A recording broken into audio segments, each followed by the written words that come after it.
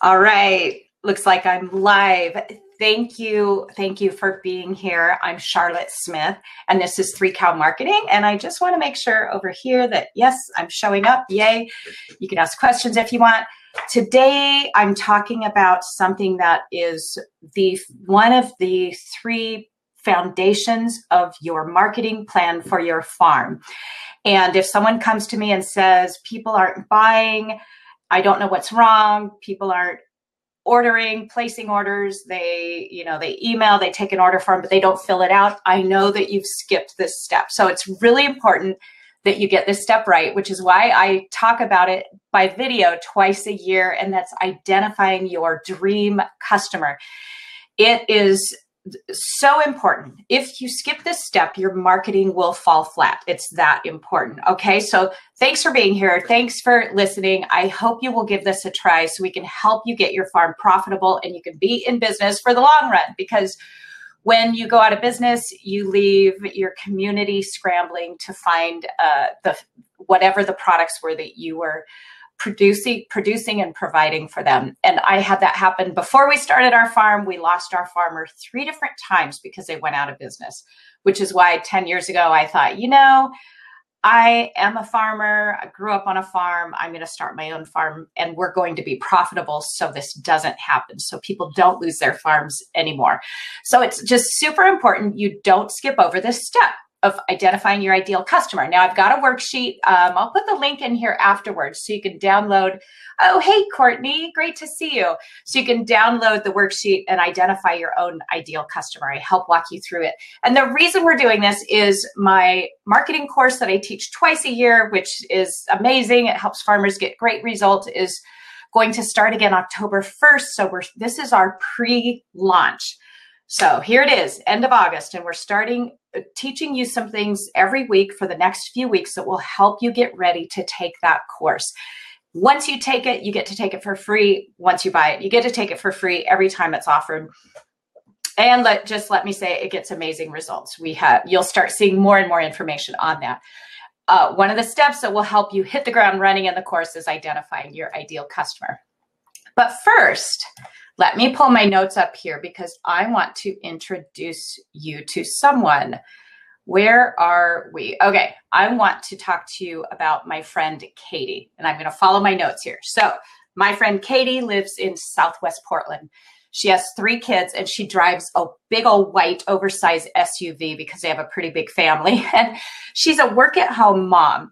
So her job is that she and her husband have always dreamed of having their own wine label because we live in wine country here in Oregon, and it's very common. It's a very popular thing to go wine tasting.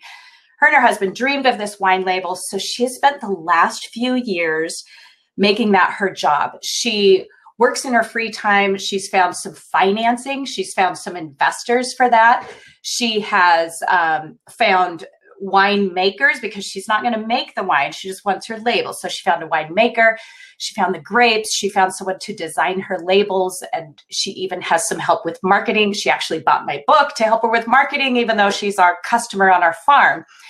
And they don't make much money at it yet. It's more of a passion for them than a business, but it does fulfill a dream for both she and her husband. Katie grew up in Chicago and she visits her family there about once per year. Her whole family goes there, usually for Thanksgiving. She loves CrossFit. She loves to run. And this year she started working out extra hard with a trainer because she's turning 40 and she wants to look as good at 40 as she did at 30, even after 3 kids. And even after, her kids are still little. So she's running around after them. And she wants to have all the energy she can to do that. Her husband works a job where he travels a lot. So she is home alone with 3 kids a lot, 2 of them boys, so very active. So she has a full-time nanny. And yes, it's a big expense for this one-income family, but she feels it's worth sacrificing in other areas for her to have this nanny and get a reprieve from the kids. Plus she wants to work out and fulfill her dream of having her wine label and make a little money on that eventually. Sometimes when she drives out to our farm, Katie, the nanny's home with the kids, so we get to sit and visit It's fun. She was divorced in her past, and so she feels a little ashamed about that. She's a little embarrassed. She doesn't like to talk about it. And therefore, she kind of really strives to make her family life perfect now so she doesn't have to ever go through a divorce again. And she also loves to vacation in Sedona, Arizona.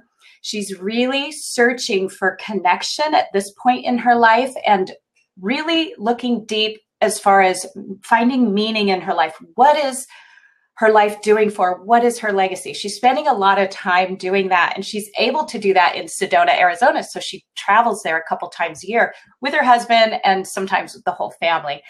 Her kids are very active in volleyball and soccer. So sometimes the nanny's going one direction with a couple kids and she's going the other direction with another kid competing in tournaments.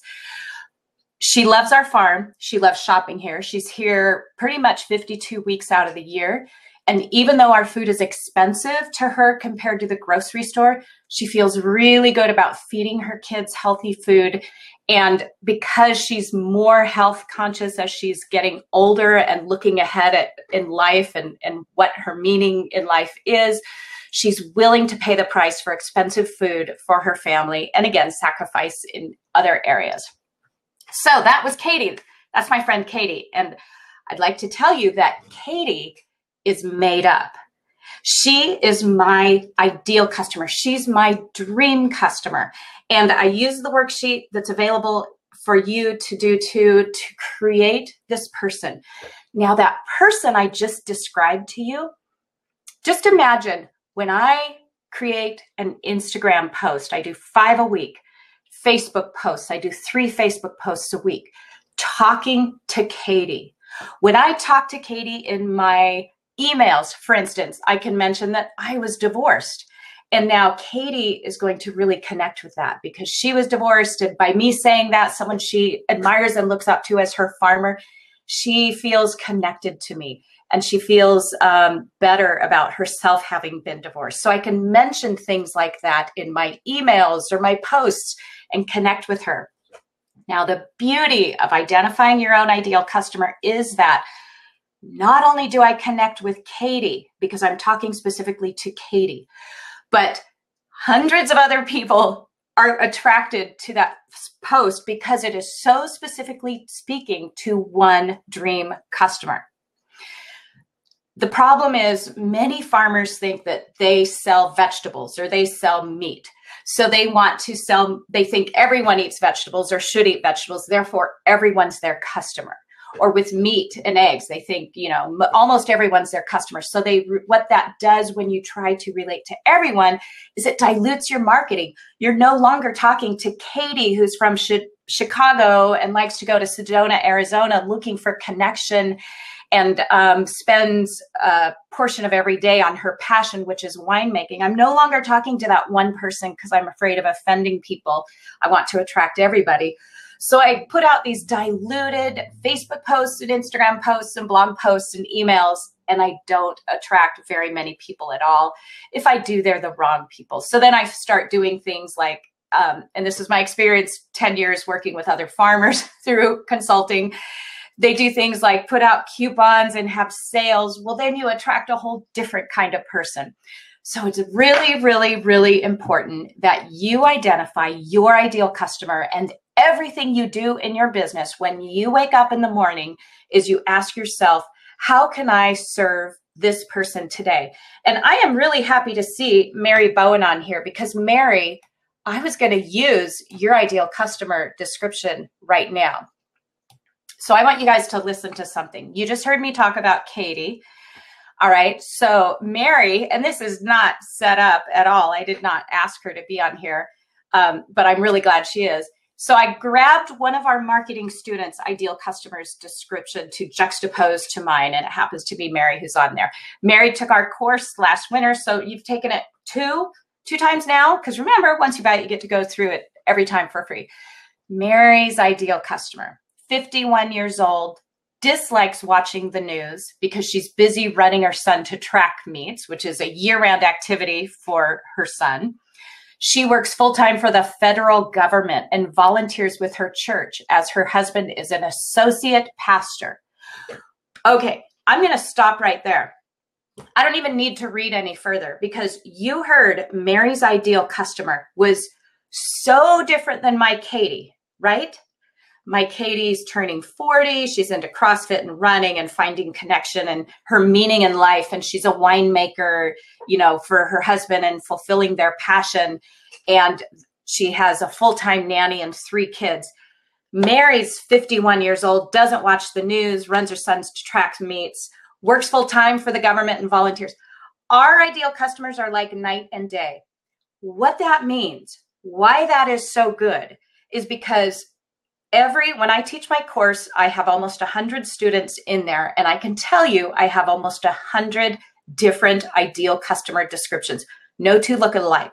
So if Mary and I have farms next to each other here in Oregon, we are going to have 2 different customer bases. We will each have our tribe of people who are attracted to the posts, the Facebook, Instagram, and blog posts we put up, because I am talking to 40-year-old Katie, who has a full-time nanny and a work-at-home mom, and Mary is talking to 51-year-old, her ideal customer, who works full-time for the government and volunteers at the church, and her husband's an associate pastor. So we can live on the same street, have 2 different ideal customers, and there is no competition when you market this way. So I get really passionate about this ideal customer stuff, because without it, you won't be successful. There is every business out there that is successful has identified who their ideal customer is, or in my case, I like to call it my dream customer. They've identified who that person is, and they write to that person. Start listening to commercials on the radio as you drive your car. You will be able to identify the business's ideal customer in that commercial. Just trust me. I heard a Papa Murphy's commercial the other day on the radio, and I was like, whoa, they are so specific on who they're marketing to. When you get that specific, like I did and like Mary did, you will attract far more people to your marketing. Okay, so that's it. Let's see. Mary says, perfect description, that there is no competition. That's one thing once our students start working with me and they're all together in this Facebook group, they really realize that there is no competition, because we're putting up Facebook posts and Instagram posts and blog posts that are completely different from each other, because we're all talking to our own individual ideal customer. So this is a big deal.